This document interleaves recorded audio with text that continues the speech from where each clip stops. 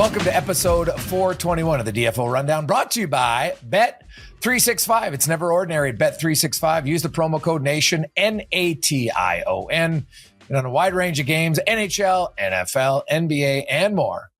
Check it out at Bet365. I am Jason Gregor. We welcome into the pod Jeff Marek on a time. There's lots to talk about in the National Hockey League right now. Ooh, Jeff, let's start with guy who's in the news for the wrong reason for the second time in 3 games, and Mikko Rantanen gets an automatic 1-game suspension due to the rule that you have 2 game misconducts in a span of 41 games, and so he's automatically suspended for 1. But are you surprised it's only 1 due to Rule 23.6 that basically says any player who incurs a total of 2 game misconduct penalties in the physical infractions category before playing in 41 consecutive regular season games without such penalty shall be suspended automatically for the next league game of his team. Now, do you think that's all he's going to get is 1 game? Yes, I do. Yeah. I honestly, I think that's it. I think they look at both hits and they say like the discipline that was meted out on the ice is sufficient. I think that's it.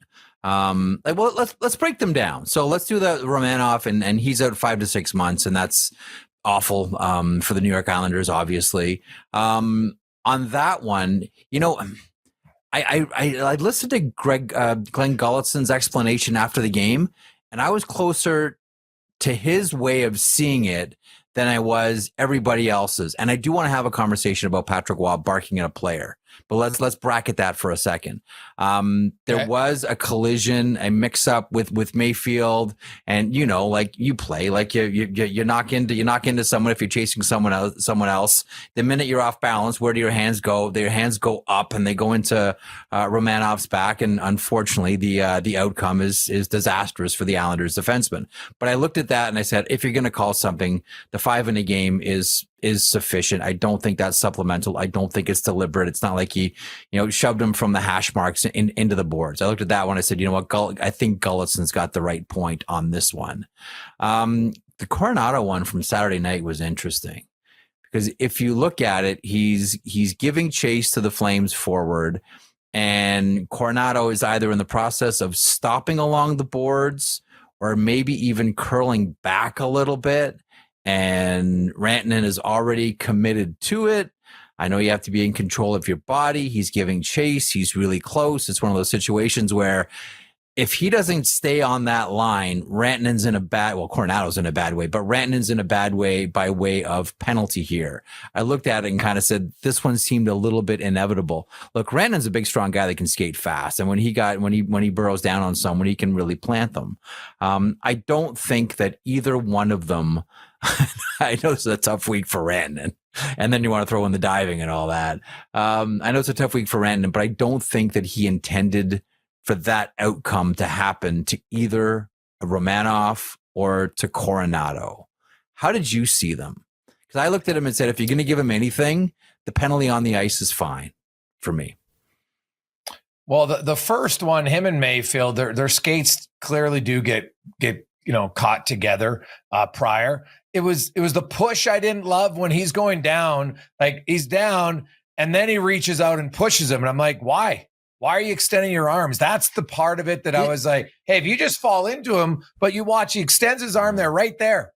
And that arm into the lower back is really what the issue was. Right. And so I didn't love it. Yeah. I kind of looked at it and thought to myself, he's not pushing as much as he's trying to balance. And he's on one skate. Like if you look at when that push happens, he's on one skate. And he's just knocked skates with Mayfield. I mean, I'm sure you've been in this situation in beer league, but look, he's on one skate. And I looked at that and thought, Rantanen's trying to balance himself more than anything else. And the push is kind of secondary. Yeah, that one the game's fast and one stumble and everybody's off balance. Okay, I'll live with. I thought the Coronado one, I'm sorry. You're going in straight there. And here's the thing. Rantanen's not a big hitter. Stop trying to be big hitter. Hitting's a skill. It's a skill. Now you want to follow in there And Coronado, the defenseman's coming up to stop him, right? So Coronado dumps the puck. There's no reason to faceplant. Like, I'm sorry, there's still an emphasis on the hitter. I thought that one was way cheaper. Like, way cheaper, because there's no stumbling, there's no falling. These guys can stop on a dime, right? And he buried him there. Like, I'm surprised he's only getting one game. And, now good thing Coronado came back. He's got the stitches on bridge of his nose. And so, his modeling career is put on hold for a while. That's really the only damage, thankfully. But overall, I didn't love it right there. Like, Coronado slows down. You're like, you don't have to bury him. He still leans into him and drills him through the boards. That's why, to me, and I don't love, I just hate hits from behind. I think it's the biggest, cheapest piece of shit move in hockey. And the NHL has really done nothing to get rid of hits from behind. They got rid of headshots, Jeff, by saying, guess what? If you chicken wing guys, you're going to get 40 games, Raffi Torres. And they had some really strong suspensions. And now hits from behind are nothing, or a fine, or, well, this guy had 2 game misconduct. Like, what if he didn't have the Romanov hit? Is he even getting suspended for this? No, he isn't, because it's not 2-5 in a game. It's not. Well, that's what I'm saying, though. So to me, I think they look at it and say the 5 in a game on the ice is enough. I wonder if, and Pat, if you could show one more time, there's one thing that I kind of have paused, because I'm not saying that you're wrong. There's one mitigating factor here for me, though, and that's the fact that okay, so we're seeing the fight here. If we can go back to the hit, if you watch Rantanen, he stops skating and he coasts into him. It's not like he's like taking stride, smash. He coasts into him. It's like he gets there quickly, but then he stops moving his skates. But then he finishes him. Watch his right arm and elbow. Right? His right arm and elbow, like, you can stop coasting. These guys are going fast, and then he still finishes them up high. Like, takes him in the lower back. Well, Coronado's smaller. Coronado is smaller. Yeah, sure. But he's still, watch Rantanen, and where does his elbow end up? Because he's using his momentum to propel him in at the last second. I thought, to me, that's one where he knew what he was doing. There's no off balance there. And you're right, he coasted, but If you just coasted into him, then him just kind of fell into him, but didn't give him that extra shoulder, elbow kind of torque. And Rantanen's a big dude, man. They call him the Moose for a reason. Everybody knows when a Moose hits a car, there's a lot of damage more to the car than the Moose very often, right? And so he's a huge human being. And I'd love him if he wants to be a power forward and hit everybody, but if you're not great at hitting, definitely don't try to run guys and then be like, well, I'm going to hit him from behind. Like, I thought, and I know some people say, well, Gregor, what's the difference? 1 or 2 games? To me, it's the precedent is right now across the NHL, hits from behind are not deemed suspendable very often. And like, I'm not a believer in, well, wait till someone dies. Okay. Like, we could be waiting forever for someone to die. Hopefully I never want someone to die, but there could be a serious injury. And why do we need hits from behind? That's my question. Now, Coronado, he didn't totally turn, but I've seen guys who turn because they want to get the hit. Guess what? You turn blatantly into it. I have no problem. I don't think Coronado did in this case. So if it's one where, get the games fast. And if you're dumb enough to want to turn into a hit and expose yourself to get catapulted into the boards, then guess what? Then you're an idiot. Well, the logic behind it is this: guys turn their back all the time. You'll see it in every single game that you watch. Guys are turning their back and showing the numbers, and the majority of the time, nothing happens and everything's okay. And the logic behind it is this: if I turn my back to an oncoming forechecker, I'm either going to A, protect the puck because he's not going to want to risk a penalty, or B, he's going to hit me and take a penalty. And I'll put our team on the power play, and I'll go to the bench, and the coach will give me a cookie. Good job. You put us on the power play. Like, that's the logic behind it. Because I'm with you, like, Gregor, I'm not to sound like a fossil here, but there was an era where you did not turn your back.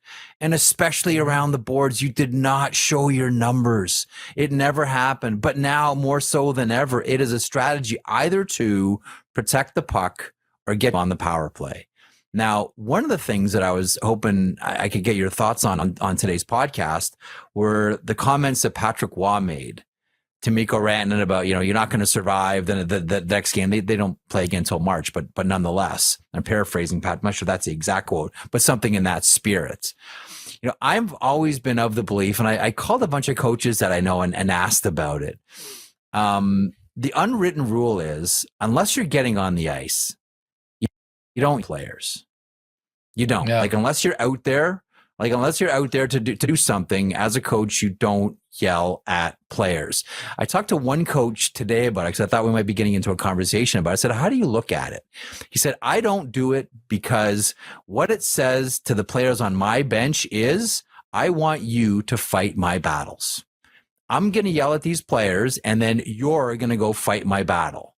And I never thought about it quite like that, but it makes sense. Now, Patrick Roy is one of the most wildly successful hockey players in the history of the game, multiple Stanley Cups, Hall of Fame, et cetera, et cetera, et cetera. I get all that. But the dynamic of a coach yelling at someone who's on the ice, I really don't like it. Maybe I'm just old school and you don't yell at someone on the ice unless you're getting on the ice. How do you feel about it, Gregs? Well, in most cases, I don't like it because I think you're right. Now, I think when you yell at a guy like Mikko Rantanen, who has no reputation of being a fighter, most of your bench is like, I would fight Rantanen and not be scared about it, right? Like Rantanen, he might grab a guy and throw you around, but if you're Scott Mayfield and any of the other bigger guys in that team, you're not worried that Rantanen's going to knock your teeth in, right? So I think there's certain guys, if you ever beak off to a guy in the other team who's tough or can hold his own, you're like, now somebody might have to get waxed because of it. Maybe not. I think Case Literty, he saw how dangerous it was. He's freaking out. And I think at certain times your player loves it knowing the coach has their back and they're all fired up. And I'm torn because I'm with you. I don't love seeing the coach beacon off because he never played. And I get that, Waugh thought he was, and Waugh, hey, to his credit, when he played, he did fight a few times as a goalie. So, and he was a fiery guy. That's his personality. I think Waugh, it's authentic coming from him because that's how he was when he 100%. Played. Right. So I think if you have a coach who's not that guy and suddenly he's freaking out, you're probably like, why are you yelling? Like, you're not going to do anything. You would never do anything. And now we got to do it. So I think maybe it comes down to situational who's doing it. But hey, I'll tell you right now, I'll be watching. Like, who would ever think an Islanders Dallas game might be worth watching later on? No offense to either one of those teams. It's not a rivalry game, right? Like certain games, you're just kind of like, meh. Maybe I'll get the highlights of it, but this one would be like, oh, now I'm intrigued. I might want to watch it. And I think the NHL actually needs more of this stuff. Not the hits from Rantanen, but we need more animosity in the game. Honestly, I think you look at, and I joked about this the other day, Jeff, but I don't know if you're I don't think you're a big rap fan. Maybe I'm wrong, but I don't know if you are, but you look at, in the rap world, man, like you're writing lyrics and songs that you're dishing each other like diss tracks, and that's a big thing. And people line up to buy it because they love the diss track. So maybe the NHL needs a little bit more diss tracks going on here. Never mind. It's not just rap. I mean, go look at how politicians behave these days. Something that directly affects our lives. Like, look how politicians talk to one another and about one another, both to their face and behind their backs and in front of microphones and in front of cameras. Oh, 100%, Gregs. I totally agree. The only thing that the last point that I'd want to make about Patrick Roy beaking Rantanen is, to me, it would have been more impactful if he would have taken that anger at that moment and directed it at Gulutzan. And then we had another Patrick Roy, Bruce Boudreau moment. Like, just pause and think about it. Then you have the visual of the two coaches, the players holding them back. Let me at him. Like, from what you're talking about, like what's the old line? We have to do something about all this fighting, or we're going to have to make bigger buildings. Then you got something. Then you got Gulutzan and Roy instead of just Patrick, yelling at Rantanen who's going down the hallway. Like that to me is good. Like, that's the only Barry Melrose, Pat Burns, right? Or Jacques Demers and everybody, directed at your peer. And Rantanen at that point for Patrick isn't his peer, but Glenn Gulutzan is. Again, might be a small point for some people, but I don't know. Just didn't really sit well with me.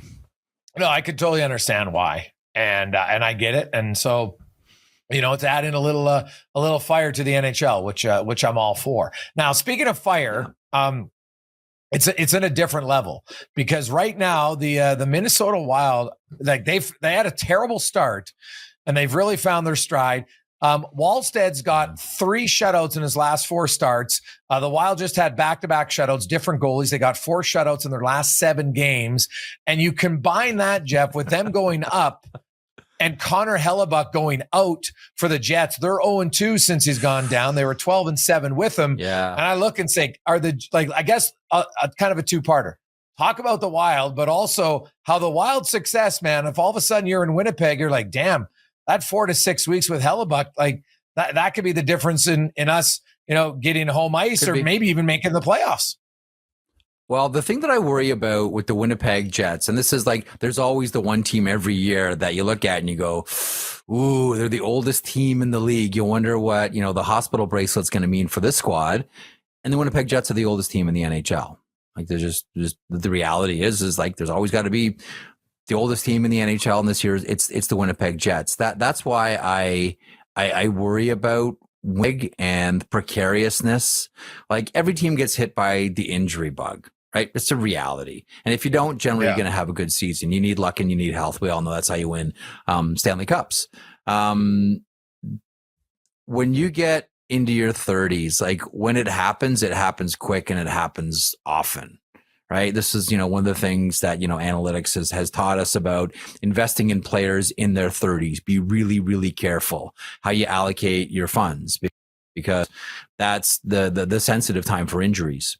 So I worry about Winnipeg for that. And, you saw Scott Arniel's comments on Sunday after their loss, and he kept talking about inconsistent this and inconsistent that, and all the players on the team afterwards are echoing the same sentiments. We're having a hard time with the consistency. It's like a toilet seat at a Stag and Doe with these guys. It's up, it's down, it's up, it's down. Who are the Winnipeg Jets? We still don't have a handle on who these guys are. And your point's the right one. Look at the Minnesota Wild.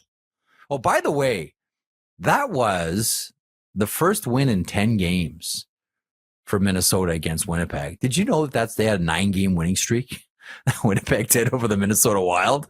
So that ended that. And and so your point about the goaltenders is well made.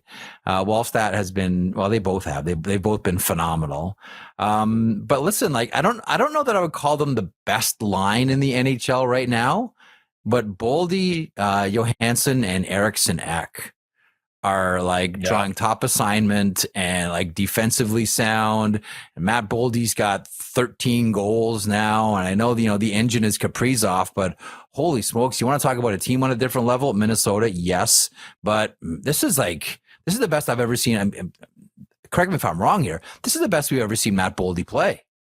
He is on a different level for the Minnesota. And the other thing we should mention too, 7-0-1 since Matt Zuccarello returned to the lineup. I don't think that's a tiny thing. Everything just fits better when Zuccarello's in the lineup. Yeah, well, he adds a lot of, he's a really upbeat guy, but he's a very smart player. Guys can fit into different roles. He adds a lot to that team. Hey, Matt Boldy, I still remember the draft 2019. I felt that was the guy Edmonton should have taken. And hey, Broberg's a really good player, don't get me wrong, but they've needed a scoring winger forever. And I was like, Matt Boldy's the guy I would take. And, they took the defenseman, and Broberg's a good defenseman, but sometimes you got to look at what's a better fit for your team, and, we'll see what happens. But yeah, Boldy had a good year last year, man. Really good season last year. He is good player. This guy is coming on significantly for the Wild. And I think that he is somebody that, you look for him. I think Team USA, he's got the potential. Now you got Boldy on one line, you got Kaprizov on another line. Now I'm not putting Boldy in that category yet, but he's a finisher. And Minnesota, they had a really slow start, but they have found their way. Wallstedt comes in, and he has looked really good. Gustafsson, it seems like Gustafsson, Jeff, is almost like, hey, I gotta wake up here now, because he had a slow start. And his numbers lately have been very good. And it's like, sometimes a little healthy competition is the best thing, where all of a sudden you're like, hey, dude, like, I don't want to lose my starting job here. Like, let pitter patter, let's get out. And Gustafsson also needs a contract. So, there's lots of play here in Minnesota. But yeah, you got them having back-to-back shutouts. Colorado's game just ended. We're recording this Sunday night, and they got back-to-back shutouts from their two goaltenders as well. And the Avs just keep winning. But, and then you look at Askarov with San Jose. He, in the month of November, Jeff, he's like 6-1 with a .935, and he stopped all 25 shots so far in that game against the Bruins, who have been rolling. And man, there's some goaltenders all of a sudden that are, tonight, the first 3 games of the day on Sunday all ended in shutouts. I'm not a big fan of that. And then, hey, break up the freaking Sabres. We're going to talk about them in a second too. They only allowed 1 goal. Like, this is goaltending tonight on a Sunday night is all about the goalies. Yeah, and you know what? It's funny to talk about, Askarov and Dostal and Knight and Wallstad as well. Like, we talk a lot about Macklin Celebrini and Connor Bedard and Leo Carlson. Sleep on the fact that, and this is, by the way, for everyone in the Eastern Conference time zone, this is all happening in the West, folks. Like, the West has some amazing performances so far this season. And all these goaltenders in the Western Conference too. Like, it is, I love more so than ever right now just watching Western Conference hockey. And listen, we all saw what Anaheim did against the Vegas Golden Knights in that Cutter Gauthier gift, but Cutter Gauthier has got 14 goals too, and they beat Vegas 3-2 in overtime. Yeah. Saturday night as well. Like, it's cool. And I just want to, like you, I want to give a little bit of love to the young goaltenders here too. But, Askarov is really, really starting to hit his stride here. I'm glad you mentioned Colorado. I was having a conversation with someone on Friday, and we're trying to figure out, okay, so what's different about Colorado? And we're talking about, I'm going to lay this one down on AJ. So I'm curious what you think about this. So we're talking about the most valuable player to a team, and we're using the Avalanche as an example. Now, they're on a different planet right now, but listen, like that second period on Sunday just completely tilted the rink on Chicago. Shots are 19-1, doing whatever they want, etc. And I'm a huge Cale Makar guy this year. For me, early on, he's my Hart Trophy guy. I know everyone's about McKinnon, and rightfully so. He's been outstanding, and I thought that was a conversation I was going to have with this person. And this is someone who's been around the NHL for a long time. And this person said to me, the MVP of the Avalanches? I said, who's that? I said, Gabriel Landeskog. I said, Gabriel Landeskog? Like, look at what Makar's doing. Look at what McKinnon. He said, no, not like on the ice. He said, but it's a really different vibe with the Avalanche this year, because not that McKinnon is someone who negatively runs the room, but he's a really intense player. And really intense players sometimes can be really hard to be around. He said, the last time we saw Gabriel Landeskog, he was winning the Stanley Cup with the Avalanche. And look what they're doing now with Landeskog back in the room. And he goes, I've been around so many different teams, and the successful ones happen when everybody feels comfortable with their role and comfortable with themselves. And he said, that's what Landeskog is doing to this room. With him there, A, it takes a lot of the leadership pressure off of Nathan McKinnon. He can just go and be a player. And B, Landeskog is the guy that allows everyone to feel comfortable in that room and on the ice. He said, for that, he's my MVP. He said, not Hart Trophy, but MVP of the Avalanche. What do you think about that? Well, I do think it probably can make some sense for sure. I think also there's the inspiration factor where you see a guy like that who spent 2 years away from the game, doing everything he could to get back because he loves it. And he probably has conversations over dinner with guys and says, hey, man, enjoy this, because when it's gone, you're now at 40, so that's a little bit different. But when it's gone, it's gone. And you know what? You're having dinner with the fellas, whatever you're doing, you're competing, that you're never getting that back. So I think there's probably a little bit of, at times, I do think in sports, you forget how fun it is. Like, really, I look at teams and I look at Edmonton. They've been to the Stanley Cup final twice. And I'm like, oh my God, half their team can't even smile when they score a freaking goal in the regular season now. You're just like, what are you doing? Loosen up a little bit. So maybe if Landeskog, he doesn't dial down the intensity, he dials down just the raw emotion of frustration, which can boil to the top, and it doesn't change Nathan MacKinnon from being, hey, you're wired to be a thoroughbred and go, but I'll be here to be like, hey Nate, it's all good, buddy. Yeah, we got this, and I think that can matter. I also think last year, like, they basically changed half their team mid-season, Jeff, and I think it's hard to find chemistry. True. Yeah, that's true. Like, normally I'm not one of these, like, oh, he's a good guy in the room, you got to have him, because I'm like, look, they don't flood the room. Like, okay, good guy in the room only goes so far.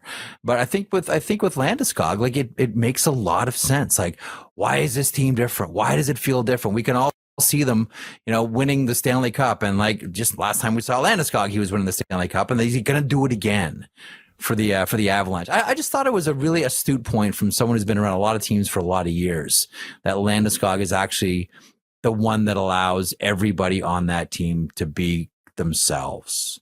And again, saying that like everyone's like overly sensitive when Landeskog wasn't there because Nate's running it super hot, but still, it's a different vibe around that team. And I agree with him. I think that the whole vibe in that room is all Landeskog. That's why he's one of the great leaders in hockey.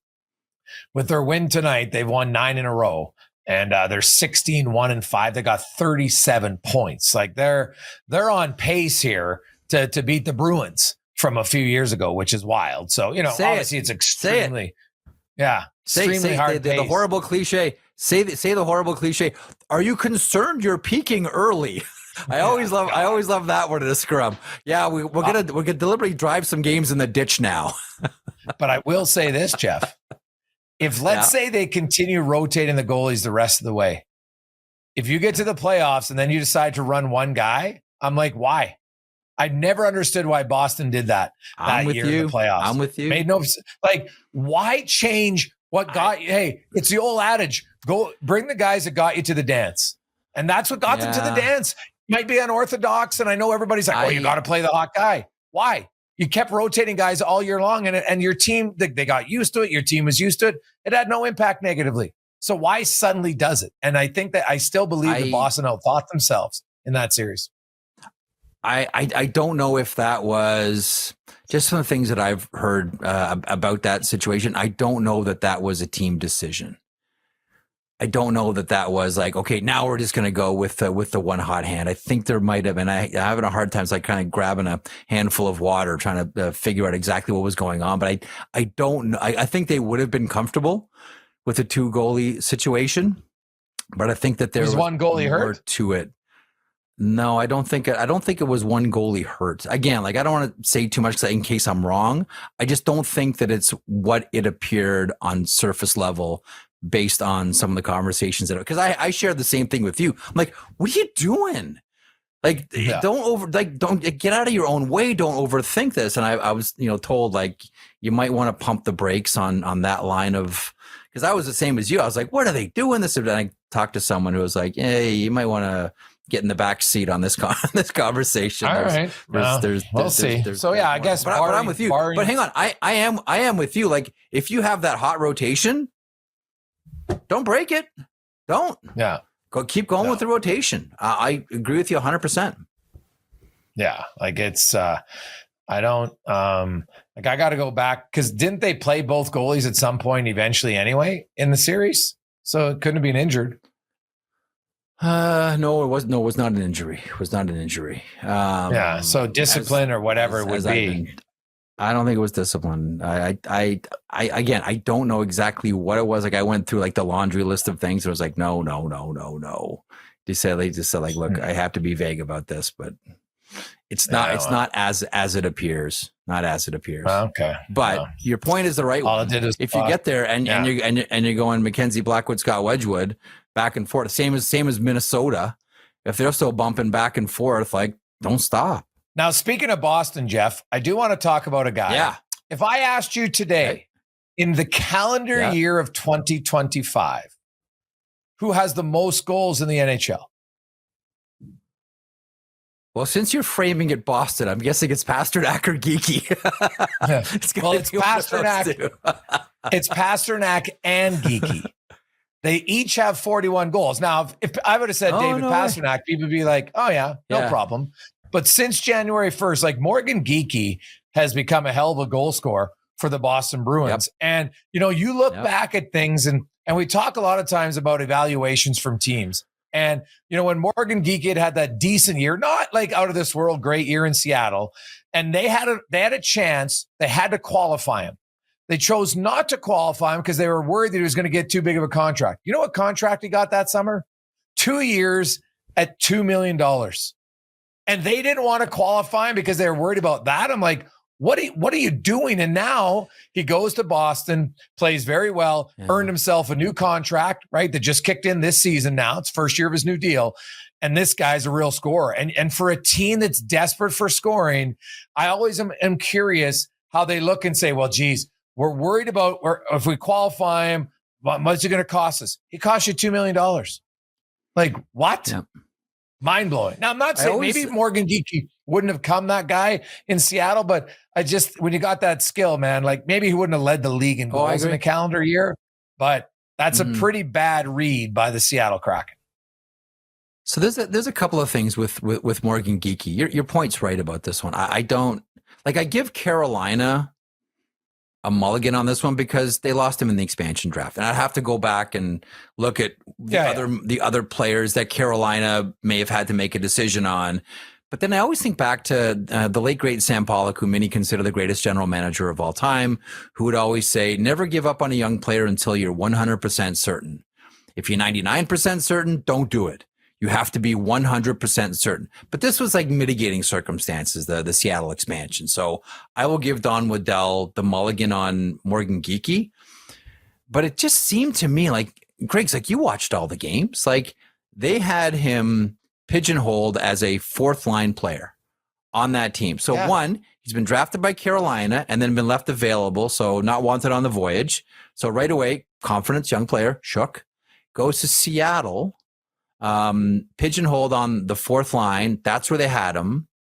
It took I think it was the Andre Burakovsky injury that finally allowed him to get bumped up off the fourth line and onto the second line. And then you started to see what Morgan Geekie could be. And then to your point, he didn't qualify him. So confidence shook again, once in Carolina, twice in Seattle. He shows up in Boston, 2 times 2, as you point out correctly. And for the first time in his young career, he's comfortable. He's happy. He's comfortable. He's productive. I'll tell you what, he probably could have got more than he did when he signed that extension in July. But I don't think that given what he'd already been through with Carolina and Seattle, that he wanted to grind for a couple of extra bucks. Like I remember, I worked with Bob McCown for years at the Fan. Well, I shouldn't say worked with him. Bob McCown is like the king of sports talk radio in Canada for a number of years. And we just happened to be at the same radio station. But I would talk to Bob all the time. And I saw him give this advice, not just to me, but to everybody else. Like when anyone asked Bob, like, "Oh, Bob, like I got this offer from this other place and what should I do? And what should I do with my career? And do you think I should stay here or go there and chase this?" And Bob would always say the exact same thing, Greg. He'd say, "Don't fuck with happy. If you're happy, find a way to stay." And I look at Morgan Geekie and I say to myself, this guy's happy and he's found a way to stay and he's comfortable. Yep. And he's productive and he's loving it. Could he have gotten an extra $500,000 or maybe $1 million? Well, listen, based on the numbers that you outlined with David Pastrnak, probably. But he's happy and he's comfortable and he's productive. He's been false started by 2 teams early in his career. And now the Boston Bruins have made him comfortable. And that's why he's so productive. The skill was always there. How many times have you ever heard, Greg's, "I need someone to believe in me. I just need a team that'll believe in me." And Morgan Geekie's got a team in the Boston Bruins that believe in him, and they are running wild with how good this guy is. It's no longer just like, "Oh, cute, Morgan Geekie got a pair last night." It's like, holy smokes, this guy's awesome. What a find for the Boston Bruins, and what a number the Bruins have him at. But he's comfortable. He's comfortable. Yeah. And guess what? As we're talking, he just scored his 17th goal of the season, so now he leads the NHL in goals. in the what are you calendar doing, year. Geeky? What? Yeah. Call up Wasserman. Like, what are you doing? How did you not get this guy 7 times 7? Oh yeah, no. Hey, you know what? But that's at the time, I'm sure he's like, hey man, I just scored 33 goals, and he's not a huge assist guy. Had 57, 58 points. So you know what? Hey, it's a good deal. And nothing wrong when you can give a deal. You become a fan favorite anytime you're considered good value. You're producing, and everyone's like, oh my God, this is going to be a steal of a deal. But he continues to score and produce for the Bruins. And they're trying to tie the San Jose Sharks late in that game. Another team I'm so glad you brought up Geeky. Sorry, just one quick. I'm glad you brought up Geeky because I'm just like, you don't have to be a Bruins fan to cheer for the story. Like the kid that gets false started a couple of times. And then how many times have you seen a kid false started with a couple of different teams early and then you never hear from them again, Griggs? I'm happy because he fell into a great place and got a great opportunity. That's all. I'm really happy. I'm really happy for Morgan Geeky. Really happy. Sorry, go ahead. Now, what other team, Jeff, that a week ago, a lot of people said, and I'll say this about this NHL season, man, one good week, and because the standings are so tight, suddenly you can look like, hey, you know what, you got a chance. And I think most people are like, oh my God, are they gonna be this bad again? And the Buffalo Sabres were trending that direction. They get Rasmus Dahlin back, and I'm sure it's very emotional, right? With his fiance and the surgery and all of that. And the Sabres just beat Carolina today pretty handily, 4-1. Yeah. They've leapfrog over the Rangers and the Maple Leafs. They're 1 point back at the Panthers, and suddenly the Buffalo Sabres are like, hey, we're not out of this. You're not in it yet because you're still 4 points out, but you're not out of it. And the Sabres on paper, they got a lot of talent, and they're starting to get guys healthy. And I just wonder, could the Sabres finally get into an actual competitive race in January? I say at the beginning of every year, because I grew up in Southwestern Ontario in the era of the French Connection and Danny Gare and Jerry King Kong Korab and Larry Playfair and Jim Schoenfeld and all these guys. I just want the Buffalo Sabres to finally be relevant. I want them to be a good team again. It's too long. Like the joke's over. Like I want the Buffalo Sabres because I grew up with that logo. And I want their fans to be rewarded, not just fans in Buffalo and in all the neighboring townships, but also fans in St. Catharines, fans in Hamilton that make that drive on a consistent basis because that is their team, because they've been shut out and priced out from going to Toronto Maple Leafs games, and they've made the Sabres their team. So this is some really positive news. Just as an aside, I don't know if you watched the game on Friday. Did you see those new beer swords the Sabres have? Oh yeah, they're cylinders with this. The guys crossing swords, drinking beer was so funny because the one guy got like a half a cup, but then he's like, "Well, I can't go any higher here," and I was just dying. Yeah. I'm just like, "Oh my God, it's hilarious!" Dude, everybody the crossing swords thing did make me laugh. 100%. It's absolutely hilarious. I don't know if this is legit. I don't know if this is a mirage. I don't know if this is fool's gold. I will say one thing. Bill Guerin was there on Sunday. So I wonder there to see Tage Thompson, there to have a look at Alex Tuck. I'm not sure, but nonetheless, always a nice little inspiration when, the Olympic general manager is there to have a peek at you, put a little extra spice in the chili. I don't know what it is.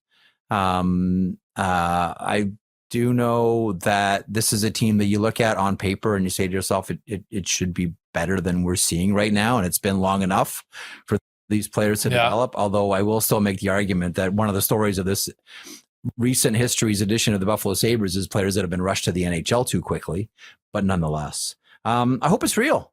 I really do for the Sabres, for Sabres fans, long suffering. I just cross my fingers and hope, to your point, that it is real and we can finally see a relevant Buffalo Sabres team, because it has been way too long, and Montreal has jumped over them, Ottawa has jumped over them, Detroit's jumped, like the whole collage of teams that we looked at and said, okay, this is the next wave of good teams in the Eastern Conference.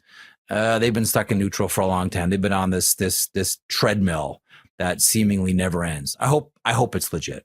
That's all. I just hope it's legit. I don't know if it is, though. What about the Maple Leafs who wake up? They'll wake up tomorrow morning and they will be in dead last place in the Eastern Conference, 9-10-3. They, you know what? They've been banged up lately. Lots of teams can say that. Lots of teams have had injuries. None maybe more than the defending Stanley Cup champions, but the Maple Leafs are 9-10-3. They've only won 3 of their last 10 games. They're 1-6 on the road. Like, that's the thing, Jeff. They've played 22 games. They've played 15 at home. They're 8-7. They're only 1-6 on the road, and they got a boatload of road games. How concerned should Leafs Nation be? Oh, the thing is, like, the areas that they've tried to strengthen the most is what's really failing them. Like, this is a team that can still score. Like Matthews, Tanev, Nyes, Stolars, Carlo, now Jake McCabe, like, they're all out, and that's going to hurt. I think the number is 60 million. Like, that's what they were playing with on the ice last night. That was the amount of hockey, the price tag for hockey players last night for the Toronto Maple Leafs, $60 million. It's tough to compete when you're icing a team worth $60 million. But nonetheless, 7 losses in the last 8 games. That's not going to look great. And, Saturday night, marquee matchup, Hockey Night in Canada, classic rivalry, and the Montreal Canadiens just slapped them up and down the ice and out into the parking lot and out into the bars of deep Saturday night Montreal. I will say one thing: like, Florian Xhekaj gets called up. He's tough, man. Like, his brother's tough, and so is he. I give Dakota Mermis a lot of credit for hanging in there with Florian Xhekaj. Just trying to say, like, look, this is my, I don't get very many chances to play in the NHL. I'll do anything to try to stay here, including fighting Florian Xhekaj. But listen, this is a team that, and it's not my word, it's Brad Treliving's word, too vanilla. Like, just way too vanilla. Well, you like, built it's a the team that Brad Treliving built the team, and it's like, I get the sense that outside of a couple of key players, and John Tavares is the top of this list, it seems like it's a team that's waiting around for someone else to do something. And Griggs, that's death. Edmonton used to be that way in the Dave Tippett era, when it was just like, oh, don't worry. Connor and Leon are going to do something and we'll be fine. And like, the whole team just waited for it to happen. That's what the Leafs feel like right now. They're just waiting for someone else to do something to pull them out. Well, guess what? It ain't happening. Right now, this is a really bad hockey team. And right now, it's not getting any better.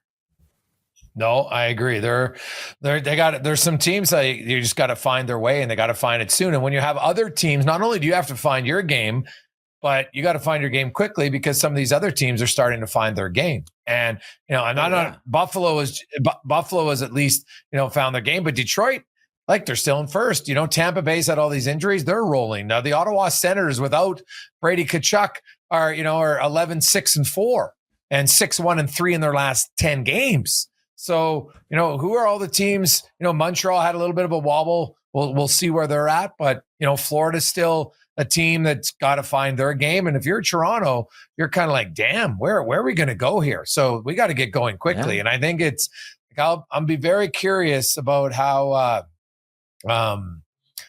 they respond. Obviously, getting some players back will help, but they got to get some of those guys back sooner than later. Again, like, injuries, like we pointed out, everybody deals with them, and no one's going to feel sorry for you. That's the nature of hockey.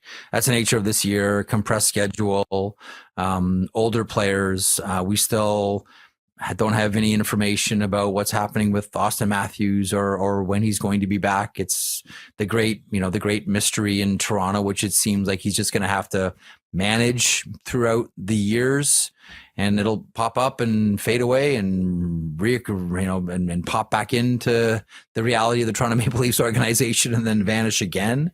It's tough, man. And I don't just think it's because, they lost Mitch Marner, now they're falling apart, because they can still score. Like, it's still a team that can score. They just can't defend, and they're not getting a save. And hockey, by its very nature, is more a defensive game than offensive game. And how many times you said this, Griggs? If you can't defend, sorry, you can't defend. You're screwed. Can't win. That's it. Can't do it, buddy. That's the game. The team. All you got to do is look every year. The leaders in goals against are usually much better in a playoff spot than leaders in goals for. You'll always have some top 10 teams in goals for that aren't in the playoffs. You don't ever have. Rarely do you have a team that's top 10 in goals against who isn't in the playoffs. So it definitely does matter. Let's bring in Pat Puff to the pod. Patty, how you doing? I am doing great, thanks. Let's do buy or sell today. Brought to you by Bet365. Whatever your bet is, never ordinary at Bet365. Download the app, get in on the game. Use code NATION. Bet365 must be 19 or older. First one I have for you today. I'm gonna start with an easy one, and then I'm hoping the last one surprises you guys like last time. So I'm saving the best for last. Once again. We'll start with the Colorado Avalanche. Now, I mean, they're obviously on a roll, 9-game win streak, 1 regulation loss. Their goal differential, 25 goals ahead of the next team. They're at plus 38, Hurricanes at plus 13, which is crazy. Puts them 7 points ahead of Dallas. And I know it's early in the season, but looking at this chart here, the Colorado to win the Western Conference at plus 240.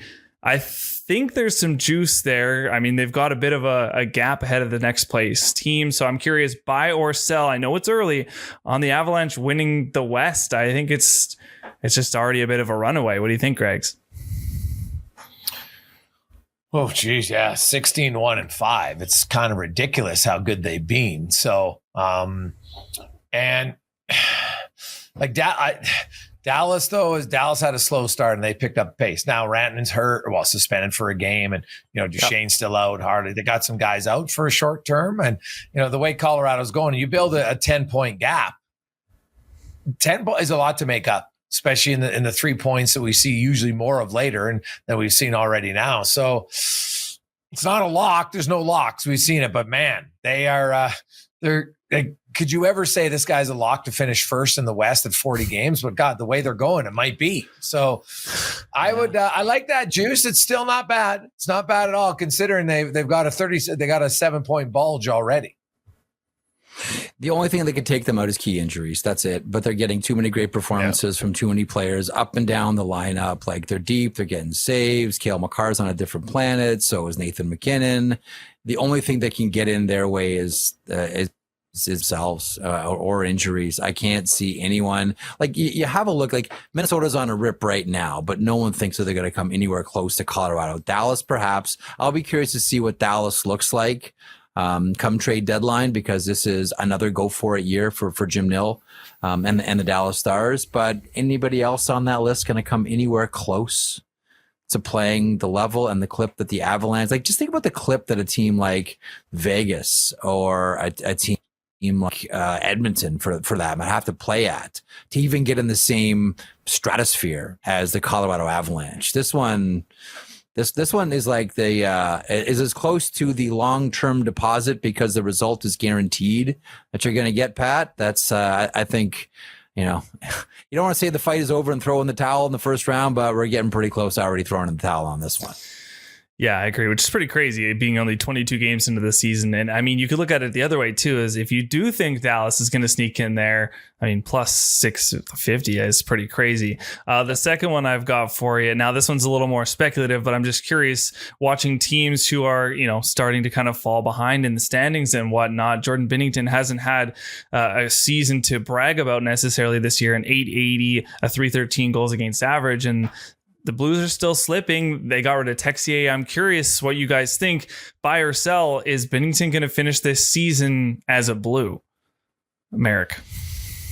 Doug Armstrong is not shy of making a big move. I do wonder, because I think that Armstrong was very much of the mind that as this transition happened between Doug Armstrong and Alex Steen, that what he wanted to do was leave the St. Louis Blues in a really good position for Alex Steen to be successful.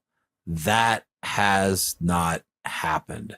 I think if this continues, you're going to see a lot of surprising things that are on the table. We've seen Doug Armstrong make really bold moves before.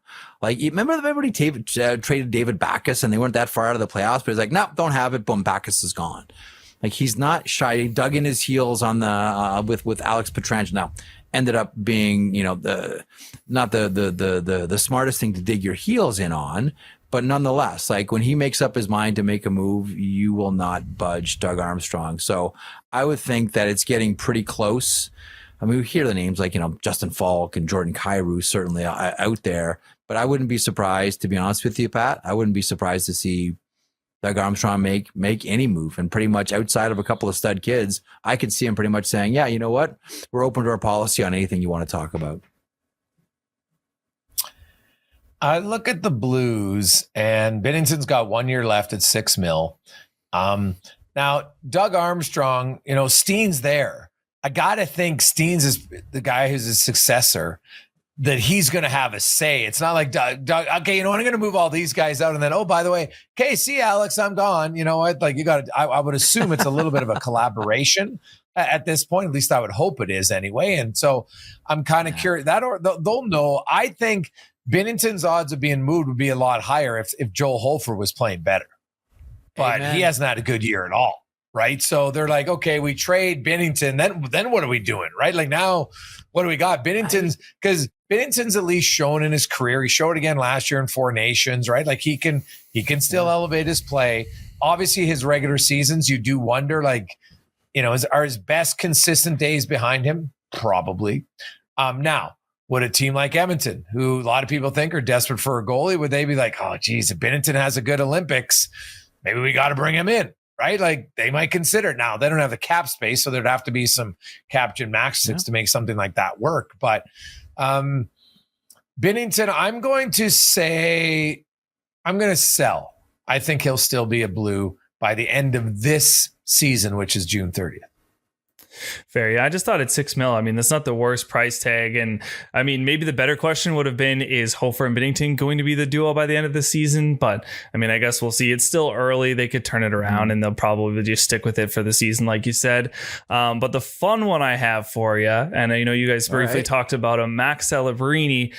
Most points in a season for someone in San Jose. Joe Thornton in 2006-2007, 22 goals, 92 assists, which is crazy, for 114 points. Most points for a player as a San Jose Shark. Celebrini right now on pace for 48 goals, 71 assists, and 119 points. Barring he doesn't get injured, knock on wood.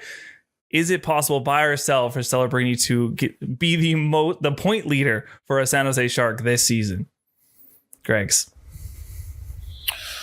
Oh, God, I love offense, man. But 114 points is a lot. It's really hard to do in your second season in the National Hockey League. So I'm going to sell. I think, man, if Celebrini could get to 100 points would be unbelievable as a teenager. Are you freaking kidding me? Like Crosby did it. Ovi, I think, was 20 actually, so he wasn't even a teenager. McDavid did it. He had 100 points on the nose.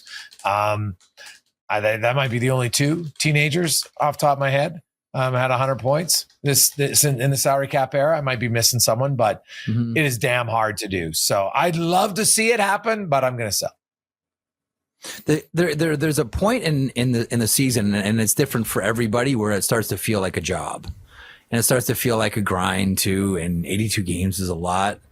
And right now it's still fun, and it's November, and I'm filling the net, and everyone's talking about me in the Olympics, and this is great. Man, season's long. And I'll echo what Greg said. Like, I'd love to see it. I love a great story like this. I hope that every generation gets to see records broken that we always thought would stand forever. I just don't know that I can. I don't know that I can see this one. That's a whopper of a number. If he does, awesome. I'll be happy to sit here on this program and go, I was 100% wrong, but I can't see it. I can't. Fair. And I think the Olympic point is a good one too, because if he does end up going, that's a lot of hockey. I guess a quick aside though. You think it's possible for him at some point in his career? I mean, the next 5 years? Maybe. I mean, the skill's all there. 100% it is, for sure. Absolutely. I just don't know in his second year. Like, don't forget too, compressed schedule. Like, everybody's got 4 game weeks. Once upon a time, it was like, oh, we got the 4 game week, but then we get a 2 and then a 3, and then we're good. And we're not going to see a 4 for a what? Everyone's got 4 game weeks, like, all the time now. It is an absolute grind in this schedule. And if he makes it to Olympics, as you point out, Pat, that adds more flavor to it. Yeah, like guys who scored 110 points in the salary cap era. Crosby, Draisaitl did it, has done it 3 times. Johnny Gaudreau, Huberdeau, Jagger, Patrick Kane, Kucherov 4 times, McKinnon 3 times, Malkin once, McDavid 4 times, Ovi twice, Panarin once, Pasternak twice, Henrik Sedin, and Joe Thornton twice. Like, it is really hard. And that's 110. We get, if I go to Joe's record of 114, I even drop more guys off. So I'd love to see it, but I've learned over the years of doing this, prorating 50 goals and 100-point seasons. I see it. Oh, there's 9-10 guys. I'm like, it never happens. Okay, it never happens. No. I wish it would. It just doesn't. Injuries, fatigue, a little bit of a slump. Like all you need is a bad week, and you can go from being a 100-point guy to a 98-point guy, 96-point guy pretty quick. Fair. I think that's the right answer. I mean, selling on this year, buying on maybe eventually.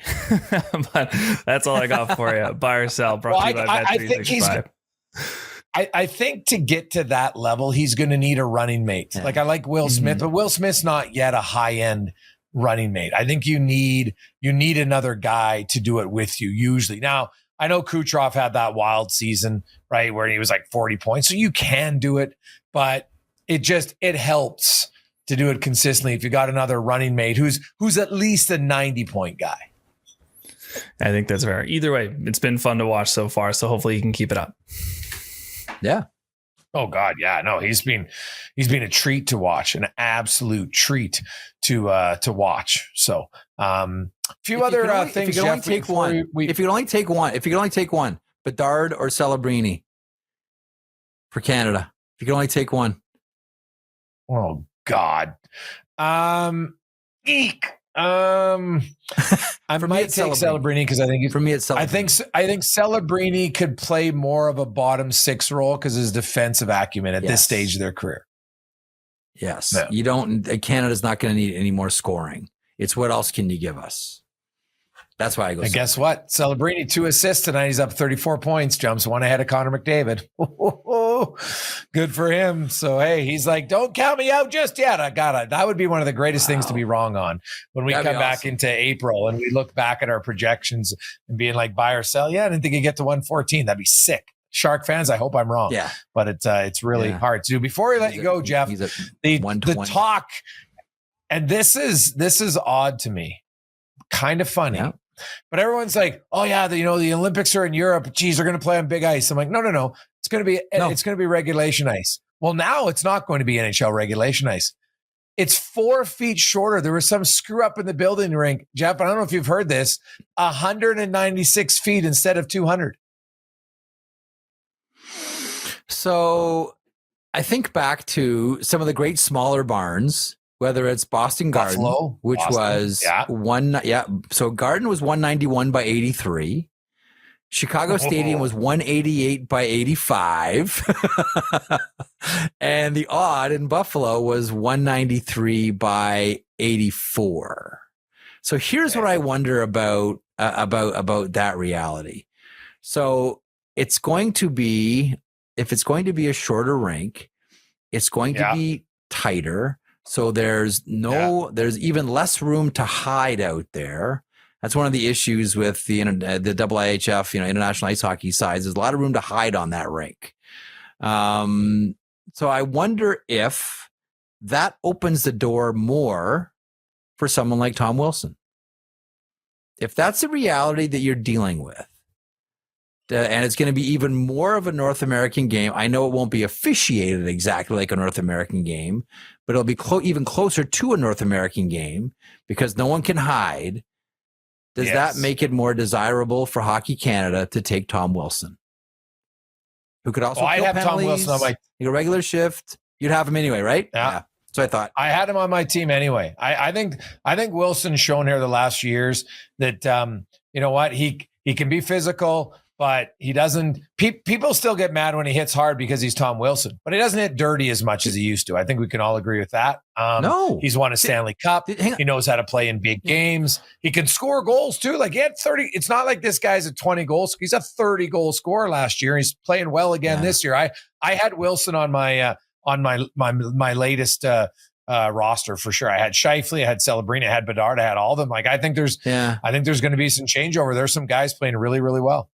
You could see him killing penalties for Team Canada. And the other thing about the physicality, you're right. Like, I've checked with the league numerous times. You're still allowed to hit hard. You're not allowed to hit dirty, but you're allowed to hit hard. Yeah. And I know Vancouver Canucks fans out of like the Philip Hedl hit.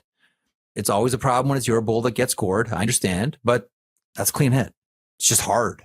It's a really hard hit. The Jake Evans hit that we just saw. Like again, it's a really, really hard, clean hit.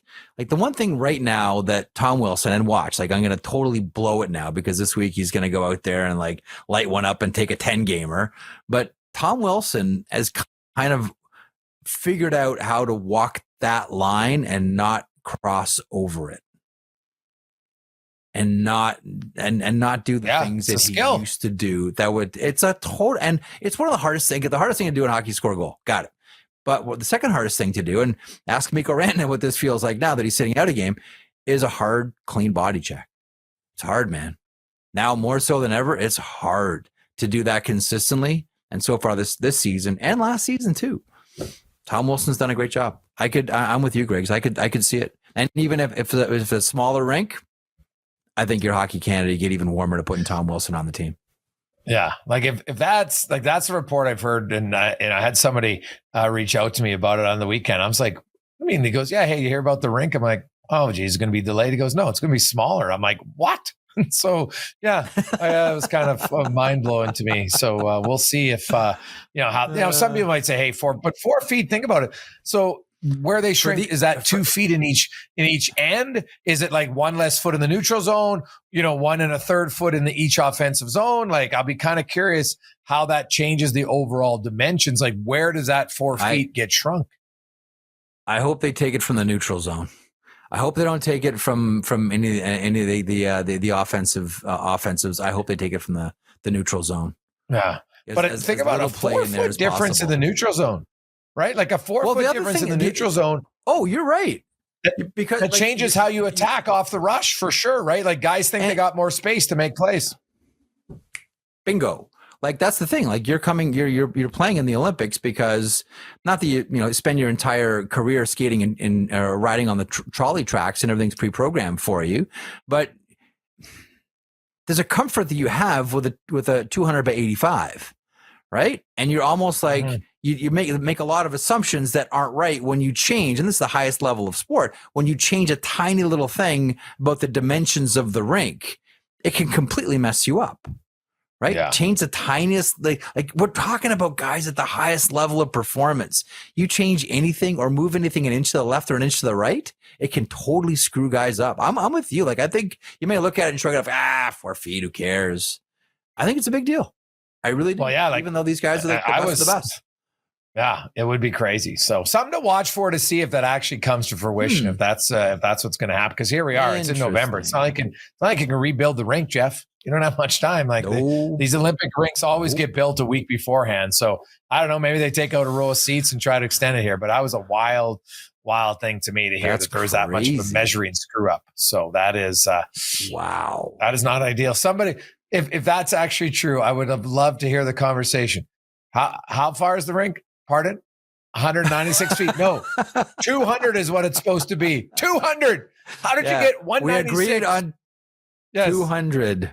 Yes. Oh my God, that is wild. So awesome stuff, Jeffrey. We will chat with you next week on the rundown. Everybody have a great week, and man, there's some interesting teams to watch here in the next bid. We're into the second quarter of the season, and you know what? We can call it a little moving time. A lot of people think it's American Thanksgiving, and that's where you are in the standings. And this year it's a lot closer, so it might be different, but there are some teams you don't want to be out of it too far at this time. So a big week coming up for lots of teams in the National Hockey.